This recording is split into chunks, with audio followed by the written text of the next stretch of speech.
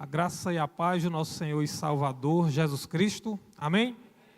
Amém. Quero convidar os pais com as crianças para virem aqui à frente. Estamos orando por elas, que irão para o culto infantil. Queria perguntar ao pessoal da mídia se tem a arte aí do Congresso de Missões. Não sei se tem fácil aí para a gente projetar aí.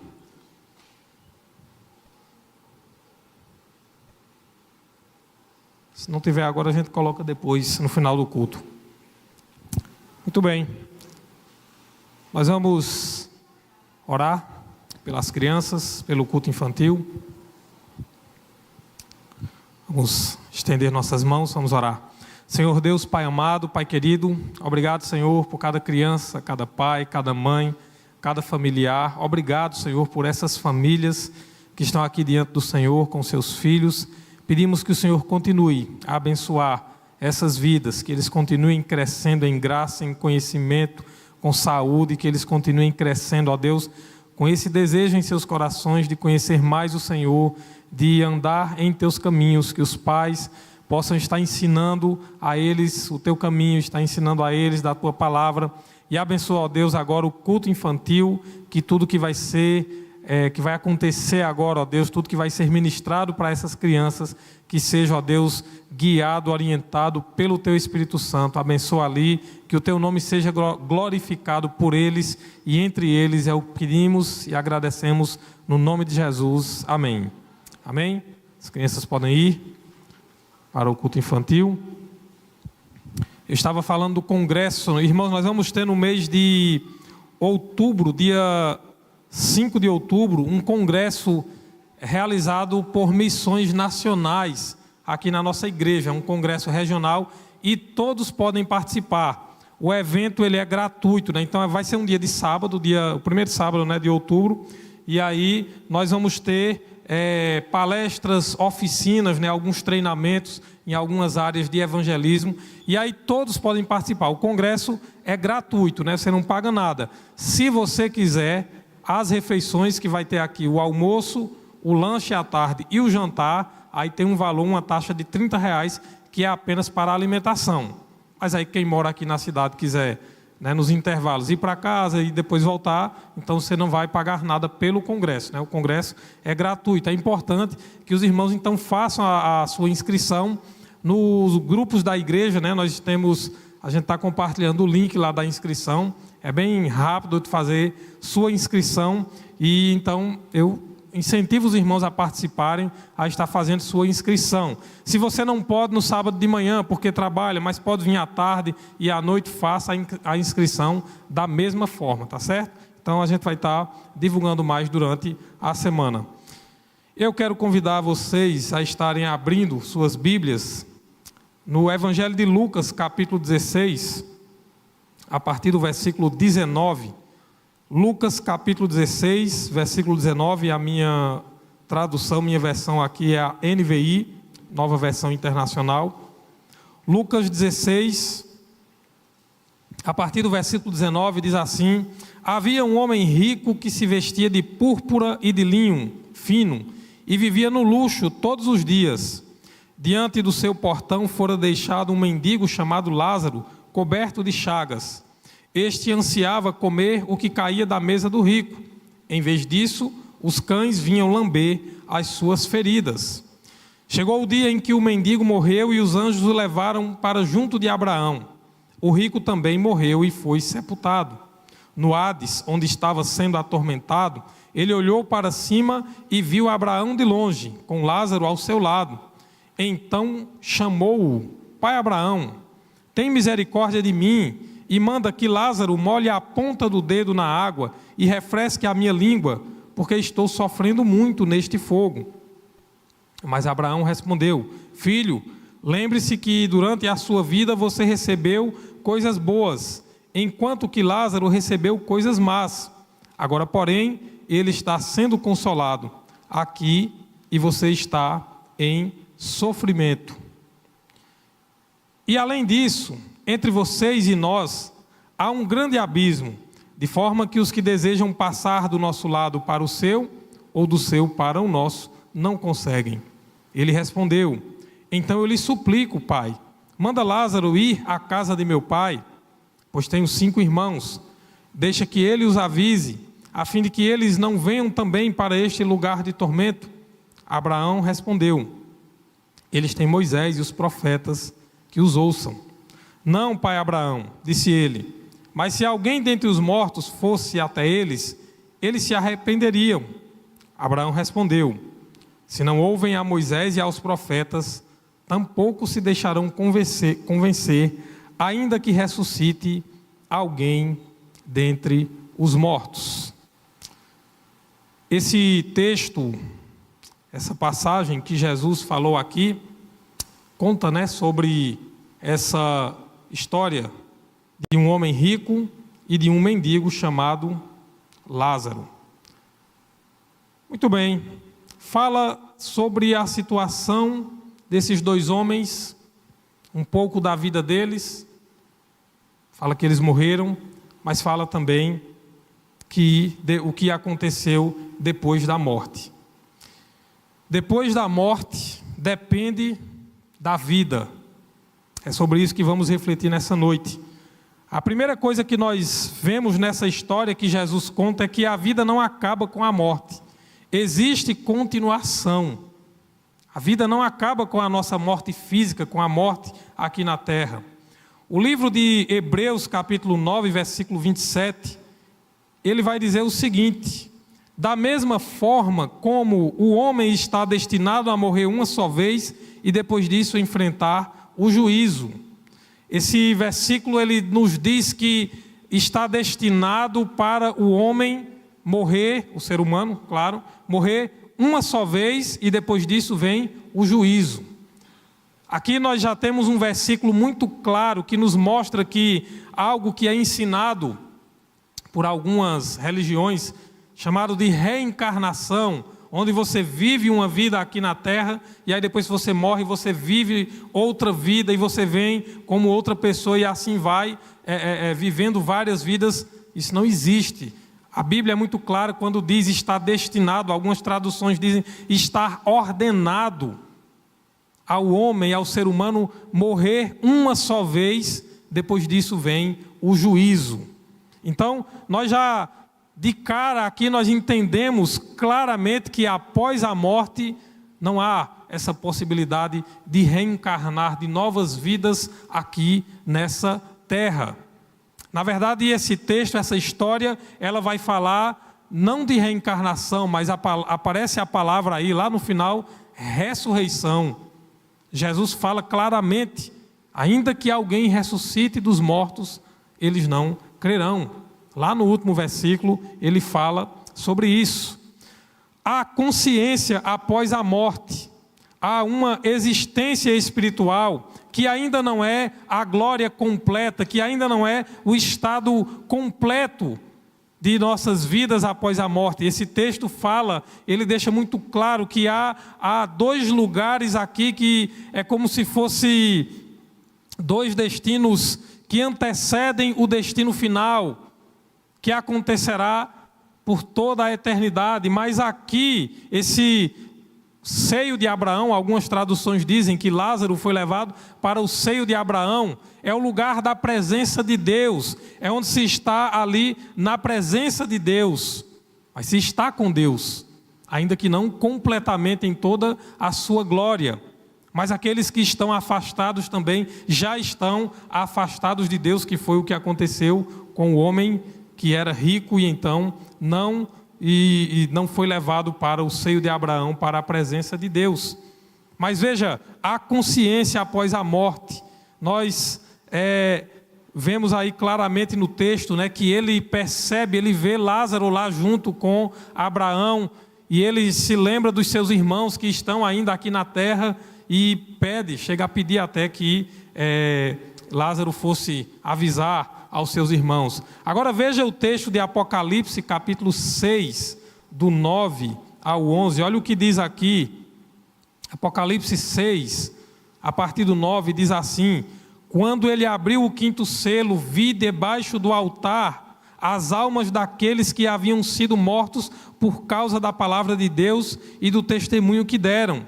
eles clamavam em alta voz: até quando, ó soberano, santo e verdadeiro, esperarás para julgar os habitantes da terra e vingar o nosso sangue? Então cada um deles recebeu uma veste branca, e foi-lhes dito que esperassem um pouco mais, até que se completasse o número dos seus conservos e irmãos, que deveriam ser mortos como eles. João vê aqui, nessa passagem, a passagem dos 7 selos, esse é o 5º selo, e o apóstolo João recebe a revelação do próprio Jesus Cristo aqui, dizendo que vê diante do altar de Deus as almas de todos que haviam morrido por crerem em Jesus Cristo, por causa da palavra de Deus e do testemunho que deram.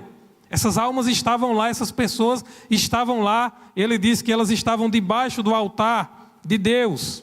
E aí o versículo 10 diz: e eles clamavam em alta voz: até quando, soberano, santo e verdadeiro, esperarás para julgar os habitantes da terra e vingar o nosso sangue? Então veja que há consciência, e veja que eles estavam ali num lugar, ainda não em uma situação completa, mas estavam já na presença de Deus e aguardando então o final, o desenrolar de todas as coisas. João 5, 28 e 29 é outro texto onde o próprio Jesus disse também. João 5, 28 e 29, ele disse o seguinte: não fiquem admirados com isto, pois está chegando a hora em que todos os que estiverem nos túmulos ouvirão a sua voz, e sairão. Os que fizeram o bem ressuscitarão para a vida, e os que fizeram o mal ressuscitarão para serem condenados, ou para o juízo. Então veja como está claro a realidade da ressurreição, a realidade que nos aguarda após a nossa morte. E o texto que nós lemos lá em Lucas 16, ele nos fala da situação dos 2 homens, a vida deles e como também foi o que aconteceu também depois da morte dos 2. Por isso, a nossa palavra de hoje, ela fala sobre isso. Depois da morte, depende da vida. E eu queria convidar você a estarmos orando nesse momento mais uma vez. Feche seus olhos. Senhor, nós estamos diante da Tua palavra, estamos diante da verdade que há na Tua palavra, porque ela é a verdade. A Tua palavra é a verdade para as nossas vidas. E nós queremos pedir que o Teu Espírito Santo, o Espírito da verdade, o Espírito que é também a verdade, o Espírito que inspirou homens santos, servos Teus, a escreverem essas palavras reveladas pelo Senhor, que esse Espírito Santo possa nos falar nessa noite, possa nos ensinar a Tua vontade. Assim nós pedimos, nós agradecemos em nome de Jesus. Amém. Amém. Voltando ao texto de Lucas 16, nós vamos ver algumas coisas nesse texto. A vida daquele homem, o texto não fala o nome dele. Essa história é conhecida como a parábola do rico e de Lázaro. Mas alguns estudiosos chegam a pensar que talvez não fosse uma parábola. Poderia ser uma história real, ou poderia ser uma história que se contava no meio do povo, uma tradição. O que importa para nós é as verdades que estão contidas nessa história. Se é uma parábola, se é algo que aconteceu de verdade ou não, uma coisa é certa: o que Jesus ensinou aqui é verdade para as nossas vidas. O que Ele ensinou aqui, como Ele ensinava em suas parábolas, Ele tem verdades a nos ensinar. Tem princípios aqui, tem conceitos aqui para nos ensinar, e é sobre isso que nós temos que prestar atenção nesse texto que fala grandes verdades para cada um de nós. O versículo 19 diz: havia um homem rico que se vestia de púrpura e de linho fino e vivia no luxo todos os dias. A situação desse homem aqui, ela era uma situação que, ao olhar das pessoas daquela sociedade, daquela cultura, ao olhar para aquele homem, as pessoas iriam dizer: sabe o quê? Esse homem é abençoado por Deus. Esse homem é alguém que a bênção de Deus está sobre a vida dele. Esse homem é alguém que é especial para Deus. Porque nos dias de Jesus ali, uma das discussões que havia era justamente, uma das afirmações, aliás, que havia, era justamente que se você era uma pessoa que prosperava financeiramente, se você tinha muitos bens, se você tinha muitas riquezas, se as coisas iam muito bem na sua vida, se você era alguém de sucesso, alguém bem-sucedido, logo você era alguém abençoado por Deus. E aí o texto diz que aquele homem, ele era rico, ele se vestia de púrpura e de linho fino e vivia em luxo todos os dias. Era a chamada teologia da retribuição, ou da meritocracia espiritual. Eles entendiam que as bênçãos da vida dependem do seu merecimento, dependem do mérito, daquilo que você faz. E, portanto, a bênção de Deus estava sobre a sua vida. É provável que Jesus também estivesse falando aqui, além de fariseus, mas diante também de saduceus, que era um dos grupos religiosos da religião ali do judaísmo. Existiam fariseus, saduceus, zelotes e outros grupos. Mas os saduceus, eles eram os mais ricos, eram aqueles mais prósperos, e inclusive eles controlavam o templo. E eles não acreditavam na possibilidade da ressurreição. Eles entendiam que a realidade, a bênção de Deus era aqui, nessa vida. Por isso que quanto mais rico, quanto mais próspero, a pessoa era abençoado e ficava por aqui mesmo. Esses eram os saduceus. Mas veja, nesse mesmo capítulo, Jesus diz que ninguém pode servir a dois senhores. Se você voltar no capítulo 16, aí, o versículo 13, Jesus diz: nenhum servo pode servir a dois senhores, pois odiará a um e amará ao outro, ou se dedicará a um e desprezará ao outro. Vocês não podem servir a Deus e ao dinheiro. Há algumas traduções que dizem: não podem servir a Deus e a Mamon. Mamon era o Deus da riqueza, era o Deus da prosperidade. E quando Jesus diz isso, o texto ainda vai dizer que os fariseus, ao ouvir isso, zombaram dele, porque isso era o contrário do que as pessoas acreditavam, isso era o contrário do que se pensava naquela época. Mas veja que o problema não são as riquezas, o problema é ser servo das riquezas. O problema é ser escravo das riquezas. O problema é fazer da riqueza, fazer do dinheiro, fazer do sucesso, fazer do prazer. O texto diz que o homem vivia no luxo, todos os dias na sua casa, na sua grande mansão, vivia ali numa vida de luxo. O problema é fazer dessas coisas um Deus, fazer dessas coisas algo que nos prendem, que nos escraviza. É fazer disso o propósito e o objetivo da nossa vida. Quantas pessoas ainda no nosso tempo acham que a prosperidade material, o ser bem-sucedido é a razão da nossa vida, é a razão da nossa felicidade, é o alvo, é o propósito pelo qual nós devemos viver. E isso não é verdade. 1 Timóteo 6,10 é um versículo onde o apóstolo Paulo, escrevendo sobre o dinheiro, ele diz... 1 Timóteo 6,10: pois o amor ao dinheiro é a raiz de todos os males. Algumas pessoas, por cobiçarem o dinheiro, desviaram-se da fé e se atormentaram a si mesmas com muitos sofrimentos. O problema, veja que o texto é muito claro: o amor ao dinheiro é a raiz de todos os males. Se você pensar em todos os males da humanidade, em tudo que acontece de ruim, doenças, guerras e injustiças e violência e tantas coisas ruins.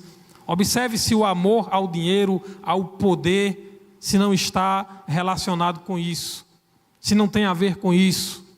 Porque tantas pessoas milionárias, bilionárias, e tantas pessoas passando fome, tantas pessoas passando necessidade, sem ter muitas vezes o que comer durante o dia.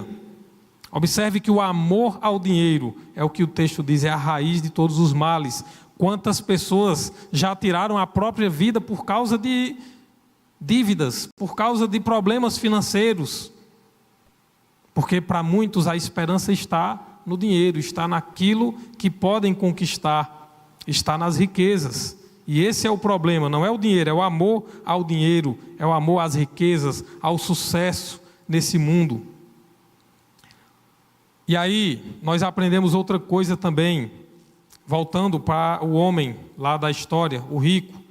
Vamos lá para o versículo 20, lá, voltar para Lucas 16, versículo 20. Olha o que diz o versículo 20. Aquele homem,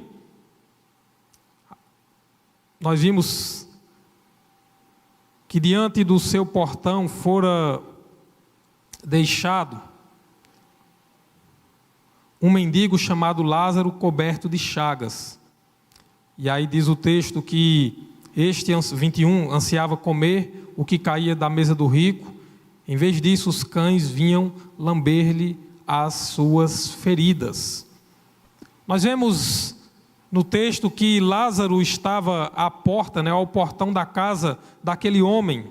E nós podemos dizer que aquele homem, talvez, pelo que o texto diz aqui, nunca tenha se sensibilizado com a situação daquele mendigo que estava à sua porta. E olha que ele tinha muita condição. O texto diz que ele ficava ali esperando, ansiava comer o que caía da mesa do rico. Mas em vez disso, os cães vinham lamber as suas feridas. Não havia sensibilidade por aquele que estava sofrendo. Agora observe, vamos andar um pouco mais no texto e vamos ver o versículo, quando ele morre. Deixa eu só voltar aqui.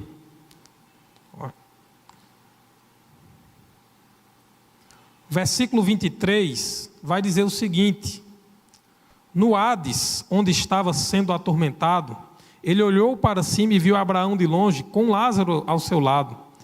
Então chamou: Pai Abraão, tem misericórdia de mim e manda que Lázaro molhe a ponta do dedo na água e refresque a minha língua, porque estou sofrendo muito neste fogo.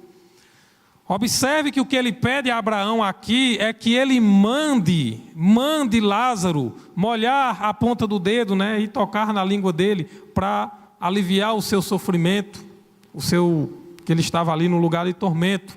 Mesmo após a morte, aquele homem ainda tem uma atitude de orgulho, ainda tem uma atitude ele não tem uma atitude de arrependimento.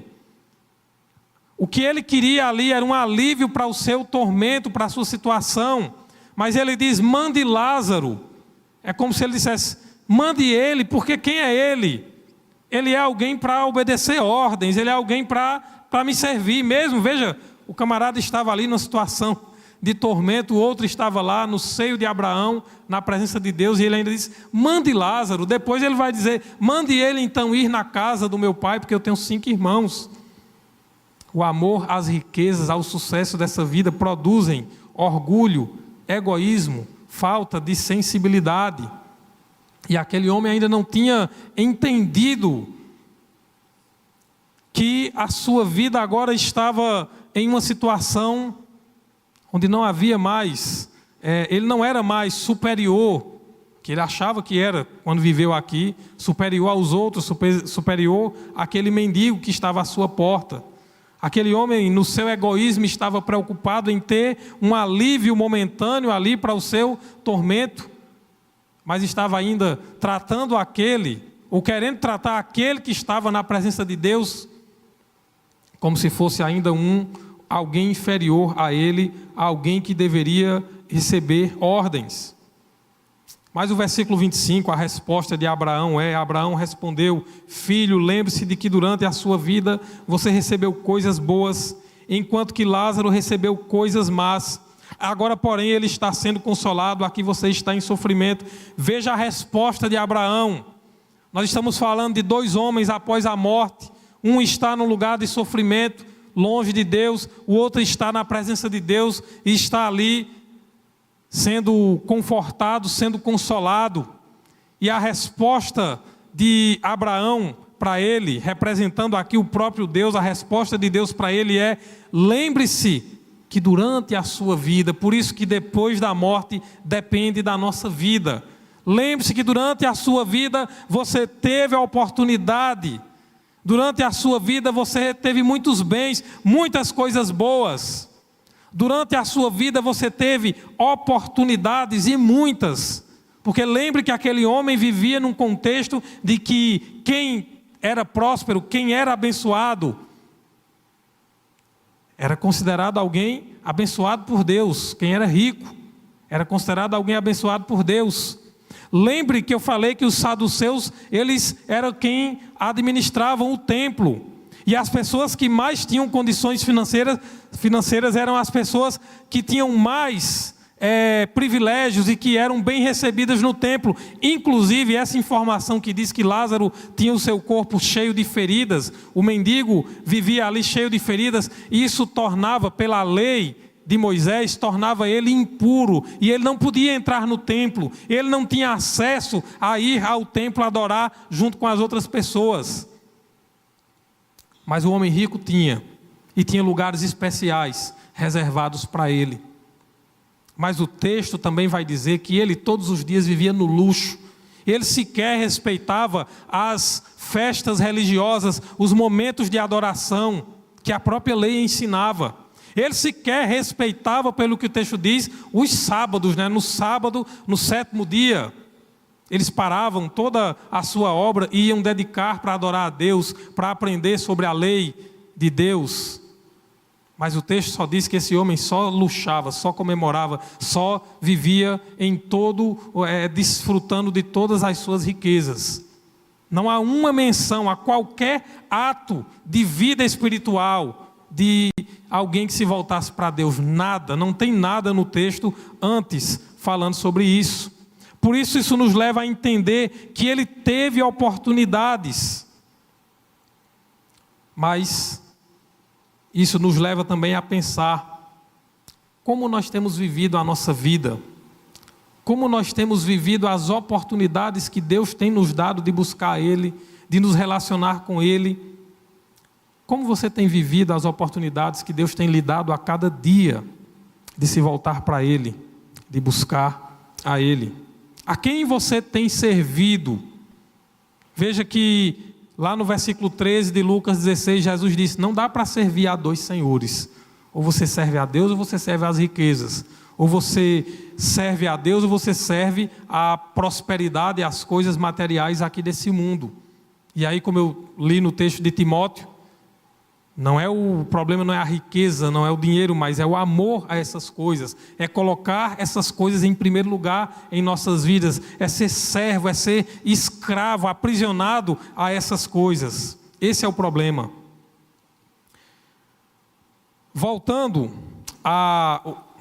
Continuando aí no versículo 26, nós vamos ver o seguinte. Diz assim: e além disso, entre vocês e nós há um grande abismo, de forma que os que desejam passar do nosso lado para o seu, ou do seu lado para o nosso, não conseguem. O que é que isso quer nos dizer? Ele está dizendo: olha, depois que alguém morre, não há mais como mudar a situação. Ou você está na presença de Deus, ou você está afastado de Deus. Ou você está no lugar de consolação, de conforto, ou você está no lugar de tormento, de sofrimento. E ele está dizendo: há uma grande separação, há um grande abismo. O que é que isso nos ensina?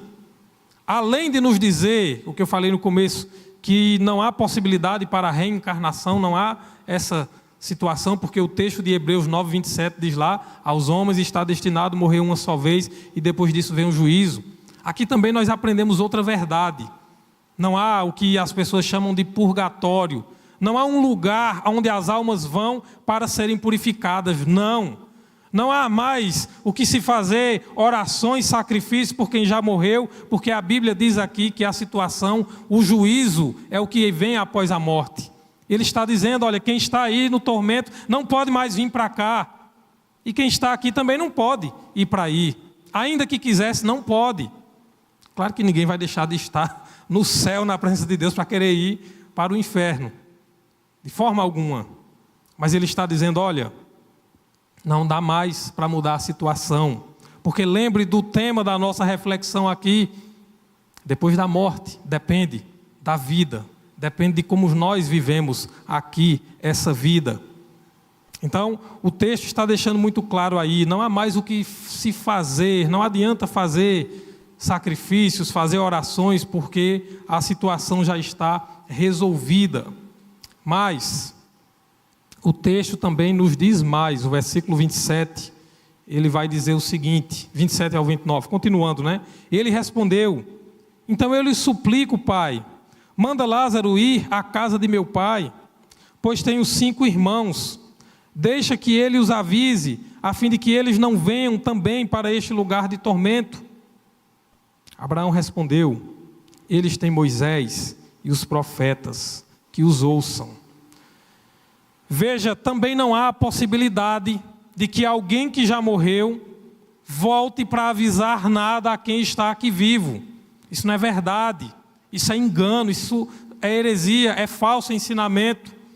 Porque ainda hoje muitas pessoas acreditam, não, mas o espírito de alguém que morreu veio dizer, isso não é verdade, isso não é de Deus. Ele está dizendo aqui, olha, ele pede, né? Então deixa que Lázaro vá lá, e aí ele diz, olha, eles têm Moisés e os profetas. Sabe o que quer dizer isso, Moisés e os profetas? Eles têm as escrituras. As escrituras naquela época, as escrituras sagradas, a palavra de Deus, que são esse Antigo Testamento que a gente tem aqui, era Moisés, os livros da lei, os 5 livros da lei e os escritos dos profetas. Ele está dizendo, já tem as escrituras, que eles ouçam, que deem ouvidos, que obedeçam, que sigam o que está nas escrituras.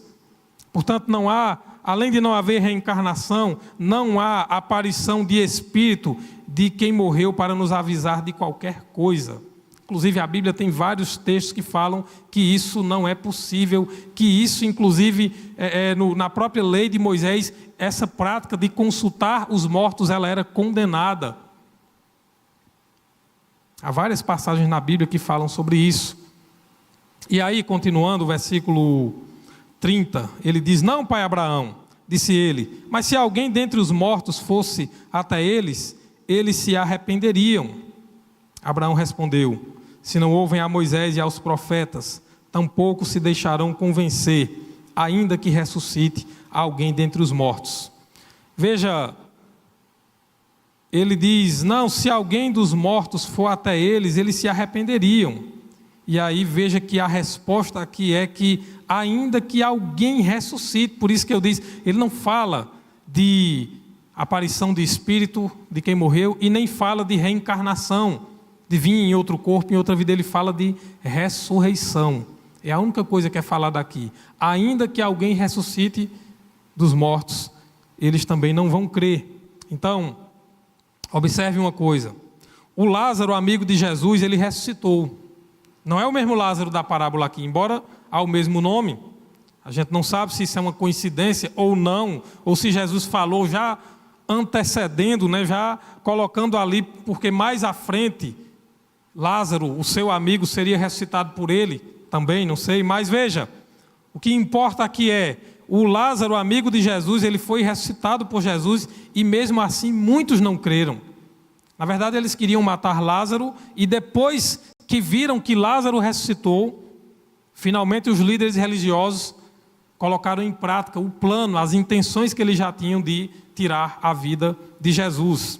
No Evangelho de João, capítulo 12, versículo 9 e 10, olha o que diz esse texto aí, João 12, 9 e 10. Em João 11, Jesus ressuscita Lázaro. Agora veja o capítulo 12, só o 9 e o 10. Enquanto isso, uma grande multidão de judeus, ao descobrir que Jesus estava ali, veio não apenas por causa de Jesus, mas também para ver Lázaro, a quem ele ressuscitara dos mortos.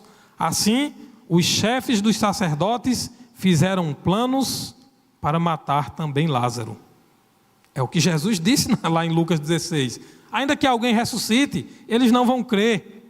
Ainda que alguém ressuscite dos mortos, não vão crer. O próprio Jesus também ressuscitou, e ainda assim muitos não creram. Então veja, o mais importante é que a vida após a morte, ela é uma continuação, na verdade, da nossa vida aqui. Então, como nós devemos viver aqui? Voltando ao texto lá de Lucas 16, o versículo 29, A resposta de Abraão, a resposta ali no versículo 29 foi: eles têm Moisés e os profetas, que os ouçam. A forma é dar ouvidos à palavra de Deus, é obedecer, é seguir a palavra de Deus. João 5, 39 e 40, veja o que Jesus disse.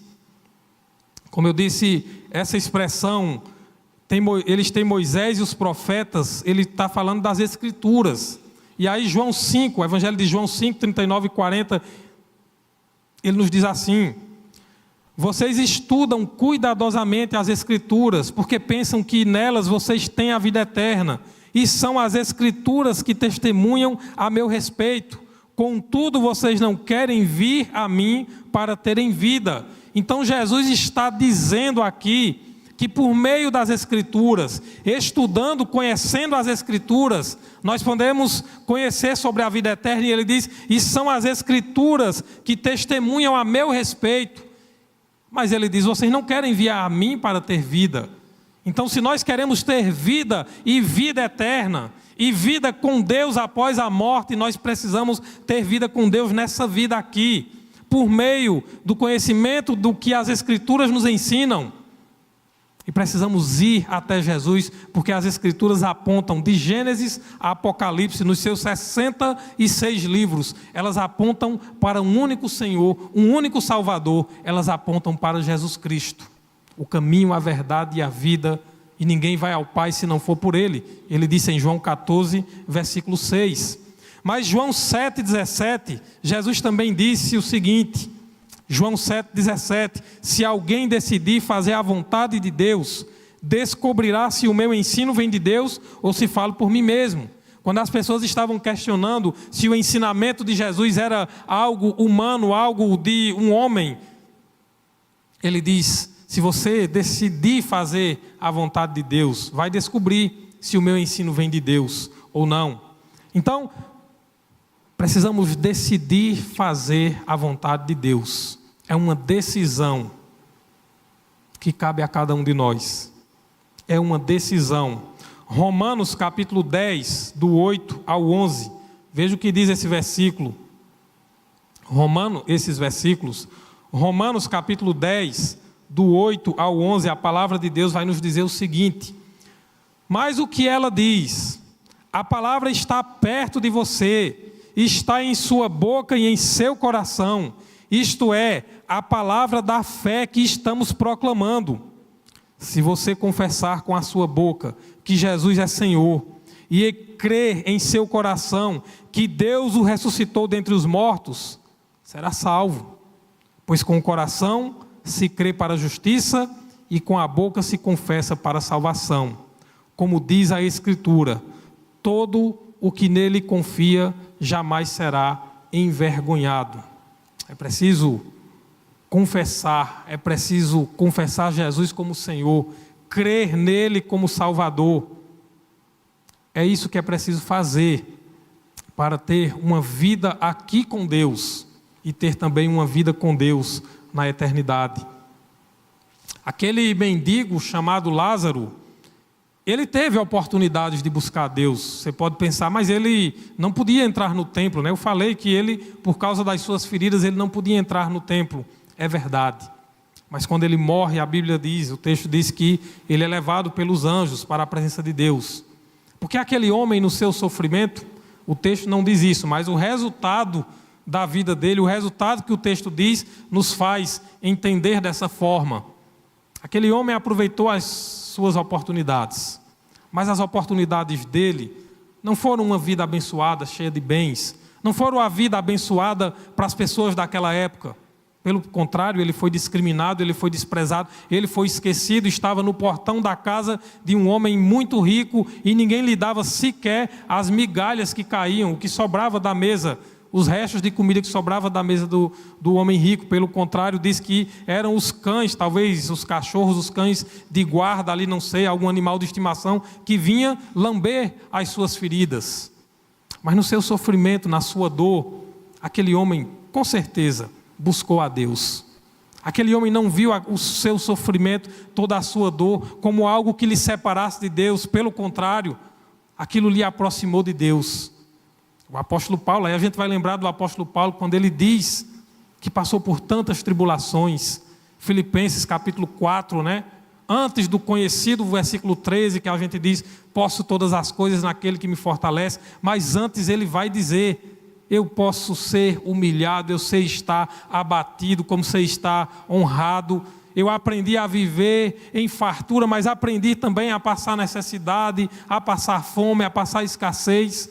Ele diz, em tudo, em todas as coisas, eu posso passar todas elas, em Cristo que me fortalece. Lembre do que Deus respondeu ao apóstolo Paulo, quando o seu espinho na carne, que até hoje a gente não sabe o que era, se era uma enfermidade, o que era aquilo. Era algo ruim. Ele pede, ele ora ao Senhor, mas Deus responde para ele o que? A minha graça te basta, porque o meu poder se aperfeiçoa na fraqueza. Paulo vai dizer que ele diz, eu estou bem certo que os sofrimentos que nós passamos aqui, todas as tribulações, nada pode se comparar com a glória que está preparada para nós. O resultado na vida daquele mendigo que vivia desprezado, que vivia sofrendo, o resultado da vida dele, que após a morte ele está na presença de Deus, nos faz entender que ele aproveitou as oportunidades. A oportunidade que ele teve foi uma vida de sofrimento, foi uma vida de muita dor, de muito desprezo. Mas isso não lhe separou de Deus. Mas isso não impediu que ele buscasse a Deus.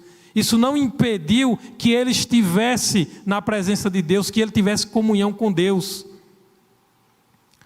Isso não impediu que ele vivesse a sua vida aqui com Deus.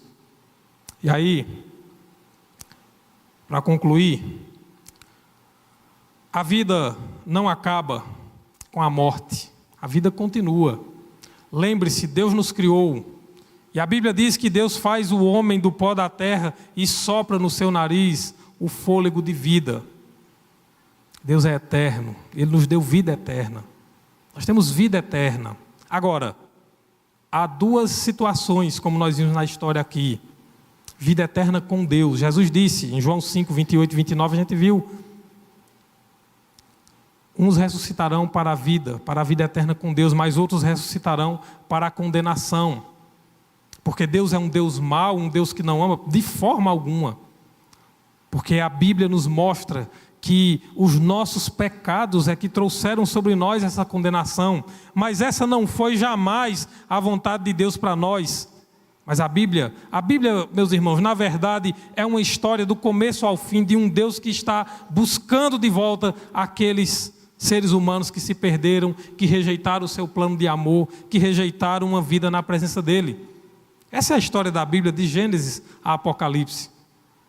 E aí, nós temos que entender isso, que Deus está o tempo todo nos dando as oportunidades de nos voltarmos para Ele. Então, seja a nossa vida aqui uma vida de bênção, de prosperidade, ou uma vida de dor, de sofrimento, o que importa é se buscamos a Deus.